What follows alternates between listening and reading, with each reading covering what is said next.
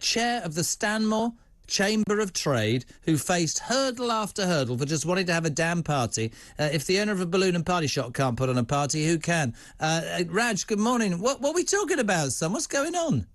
Well, we, Chamber of Trade, we were trying to organise a street party. We do a party every year, a French market, etc. So this year we thought we'd hold a Jubilee party where we had a fun fair book, ice cream vans, all the restaurants were going to put their chairs and tables out on the slip road. We applied for, obviously, the party element. The problem is we came across two things. Obviously, not being political, with the local elections and Harrow being taken over by Conservatives, there was a bit of mismatch at the council. So we put the application in. Now, application was meant to be in by the 30th, which was a Saturday. I had a bereavement in the family, put the application in. Monday morning, all I got was, no, you're too late. So made me wonder, obviously, if an application is on the 30th and we put your process in on a Monday, we had 2 weeks of this. They just basically turned around and said to us, no, you can't do it, can't do it. No one bothered to communicate or even help us. You know, we got our councillor, Marilyn Ashton, involved. Absolute, wonder. She helped us every way, but no one ever told us, the true reason. So do we know yet what the true reason is? Do we know? Well, from what I'm hearing is the police didn't want us to have it, and it's all down to this brackets counter-terrorism. Right, let's just hold on a minute, right? So Stanmore Chamber of Trade have been planning for 4 months to have a sort of a party to celebrate the Queen's Platinum Jubilee, a fun fair, ice cream vans, local restaurants opening up, serving outside, bunting. You missed the deadline, which was a Saturday when nobody's at work, so it goes in on a Monday morning because you had a family bereavement. And the council, this is Stanmore Council, is it? God, it's Harrow Council, but I've got to obviously just be clarified here because we had the local election, so effectively it was Labour before, which Conservatives took over. Now, the Conservatives would have helped us, but the problem is they were in situ. So, well, let's just name it. So Stanmore Borough Council have said no, and I'm asking you, an intelligent man who's run a balloon and party shop, God knows you should know how to celebrate, for many years. Right. So I'm asking you, you've been told it's because of counter-terrorism.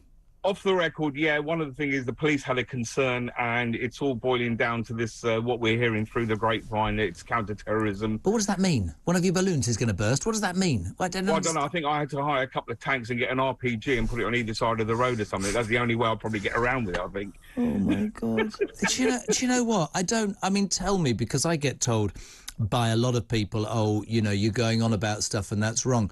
What does it say about our country? What does it say about the pathetic, bureaucratic, red tape BS that seems to permeate through so much that we can't, as citizens, celebrate in a decent way our monarch's 70 years on the throne?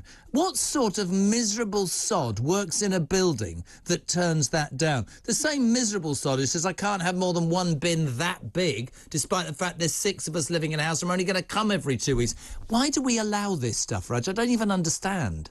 The problem is, look, I put it onto our local Facebook group where, people, the feedback we got from our residents. Now, in this day and age at the moment, the high street in so many places is dying. We try to do as a chamber, we try to do so much to keep people coming in. Our residents support us. We've got a fantastic community here. When they found out what was going on, trust me, they were disappointed.